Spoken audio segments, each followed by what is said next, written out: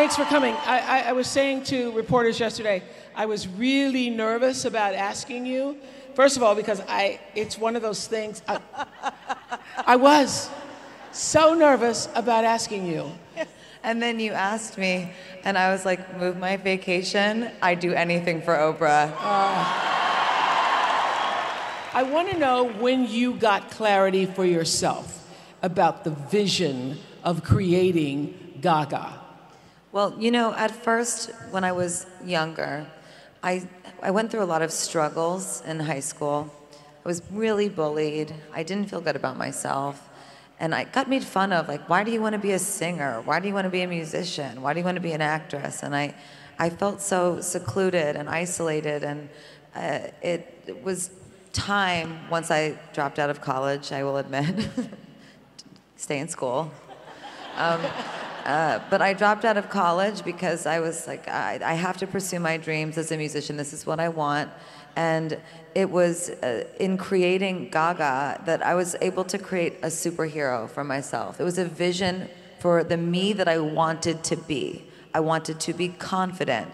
I wanted to be filled with self-compassion. I wanted to be filled with compassion for others. And I wanted to share my story and my vision of the world with the world. And so you created this sort of alter person, Gaga. Who now has become me also. I mean, I Yes. don't know what happened, but it just sort of went. But that's what happens. When you have a vision for yourself, you see, you can be here, right? And then you have your vision, and then all of a sudden, The two merge. they come together. You become aligned. Yes. And you say that Lady Gaga, the creation of Gaga, actually gave Stefani the wings to fly. Gaga, myself, has given me the wings to fly. And what I was going to, add is that now, after almost over a decade of being in the industry, I really recognize my position that people are watching me. Now, I could hyper-focus on being objectified or being in tabloids or being gossiped about. But you know what? I'm thinking to myself, oh, the world is watching, and I have something important to say, and I want to change people's lives, and now my mission is different, and I have a responsibility to this whole world. Yes. Because one of the things that we discussed in Elle, one of the things that surprised me when we talked about it in the recent Elle magazine, I was saying you have spent a lot of time shocking the world. That meat dress was the first time we all were kind of aghast. And you said you have now reached a point in your life where you don't feel the need to create some identity of shocking people.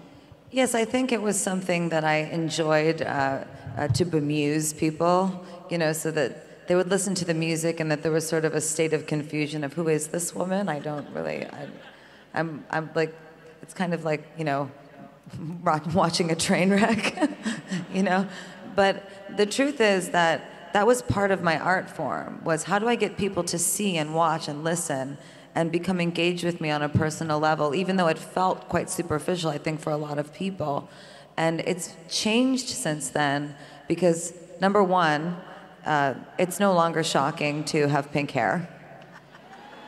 And number two, I think the most shocking thing that I could possibly do is be completely vulnerable and honest with you about my life, what I've been through, the struggles that I've seen, that I've also been a part of, and share that with the world so that I can help other people who are suffering. And one of those things that I deeply care about is mental health.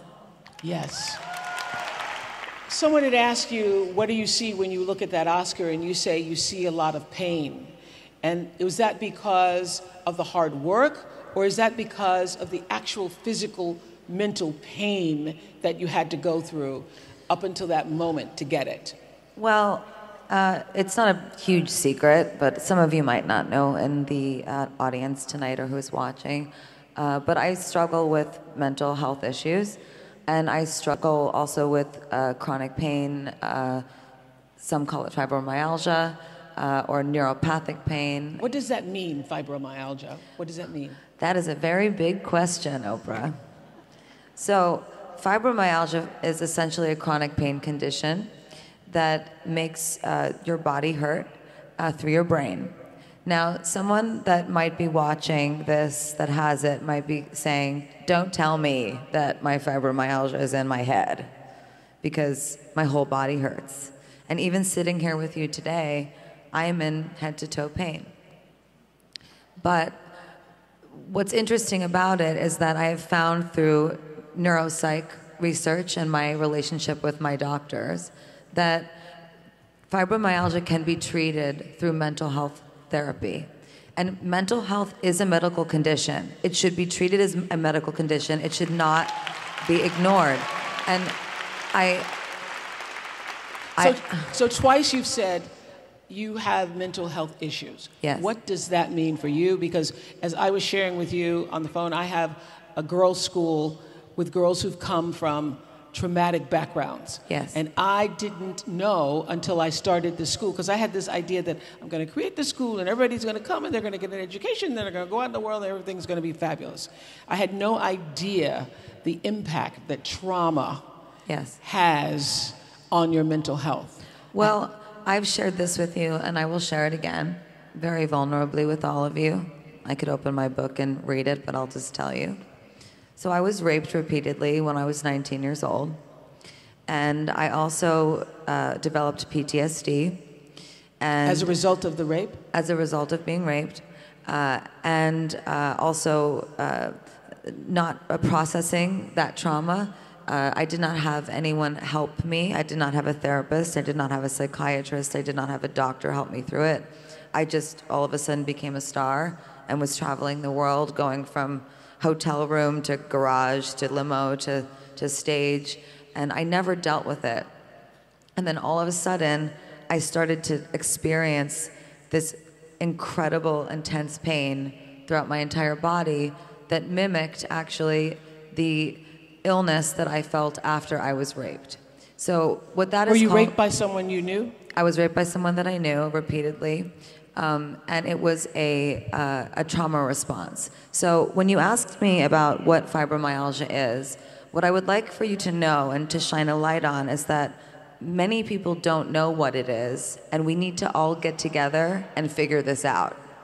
And this is how we're going to do it. There's the neuropsych aspect. There's also an immunity aspect, that where there is a possibility that the immune system has something to do with fibromyalgia or trauma response or neuropathic pain, whatever you want to call it.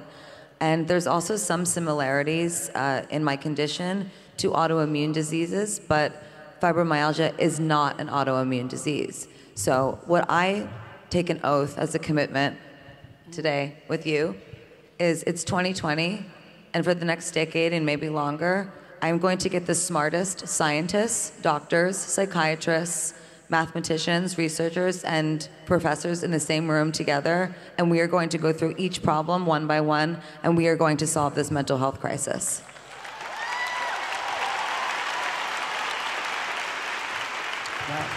You know what I found interesting? You became famous really quickly, even though there had been so much work put into getting to the point where we then knew you and you became famous. And you made the decision, or have made the decision, that you're not interested in just fame, but you're also looking for impact. I want impact. I always did. I thought it was just through music at one point. I had some dreams of being an actress. And then it really was a spiritual awakening for me. I mean, I consider myself a spiritual, religious woman. I don't go to church every Sunday, but I do pray every day. I prayed like 8 times before I came out here with you. I was like, God, just tell me what to say.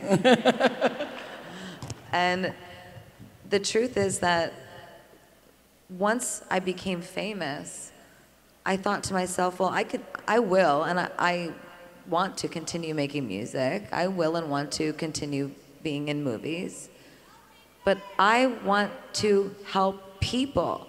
These people that come to my shows, I don't want to just take your money and sing for you. I want to help change your life. And I have all this life experience. And I can't You know, when I talk to God, right? And you know, whatever you want to call it for yourself, if it's God or the other realm or your angels or by any name, it responds. Any gender, right? In response, when I talk to God, I say, tell me what to do, because I'm being watched, and I want to do the right thing here. So tell me what to say. Tell me how to say it, and help me see the path. And if you show me that path, I will walk down it. And do you know what, Oprah? Look where that path has led me. I am sitting right next to you. It does it every time. Ask and you shall be given. What has been your greatest spiritual awakening? I think my greatest spiritual awakening actually has been quite recent. I think it's that I realized that I have the chronic pain that I have for a reason. And I don't mean to be like, God gave it to me, you know? And I also don't believe in that, like, you know, karma thing where like you're sick because you did something bad. Yeah. But I do believe that this happened for a reason. All the things I've been through, I think they were supposed to happen. I was supposed to go through this. Even the rape? Even the rape, all of it. I think I was supposed to go through all of these things. I radically accept that they happened. And I think it happened because God was saying to me, I'm going to show you pain. And then you're going to help other people who are in pain because you're going to understand it. Because you can't give what you don't have. I can't look away. Yeah. Because now when I see someone in pain, I can't look away because I go, oh, no, you're in pain. I'm in pain too. And then now I'm in problem solving mode. I got my suit on and my heels and I'm ready to go. Yes. So this wisdom came from this pain. What has been the lesson that's actually taken you the longest to learn? How to be wise. Ah. See, there is the rational mind and there is the emotional mind. And I think from day to day, we all experience ourselves, if we're mindful in some type of way, which I think this is good to be mindful about, is am I operating from an emotional space today or from a rational space today? Meaning, when I say rational, I mean cerebral, like intelligence, thoughts, facts, you know, just really pragmatic. And emotional meaning like, am I operating from the heart? Am I really upset because my boyfriend broke up with me and I'm a mess, you know, and I'm just being completely irrational? Wise sits in the center. Wise is when you are both rational and emotional at the same time, and those two things meet and you become wise. And that was the lesson that I learned. I mean, I had to learn how to pull myself back from either place and then sit in the center, because actually a psychotic break, and if you look in the brain, or it's sort of a metaphor about the brain, it's like if you're centered, you're in here. Because right? you had a psychotic break. Right? I had a psychotic break. I'll explain what happened. Okay. So here's my brain, right? Here's my center, right? And then I was triggered really badly in a court deposition. And I just, like this part of the brain where you stay centered and you don't disassociate, right? It went like this. It slammed down. And my whole body started tingling and I started screaming. Where were you? I was in a hospital. And it's very difficult to describe what it feels like, other than that you first are completely tingling from head to toe and then you go numb. But what is essentially happening is the brain goes, that's enough. I don't want to think about this anymore. I don't want to feel this anymore. Boom. And you literally break from reality as we know it. You break from reality as we know it. You have no concept of what's going on around you. There is nothing wrong, but you are in a traumatic state that you feel like I remember going into the hospital and screaming, why is no one else panicking? Why aren't you panicking? And then they brought a psychiatrist in, and then I'm in head to toe pain at the same time, right?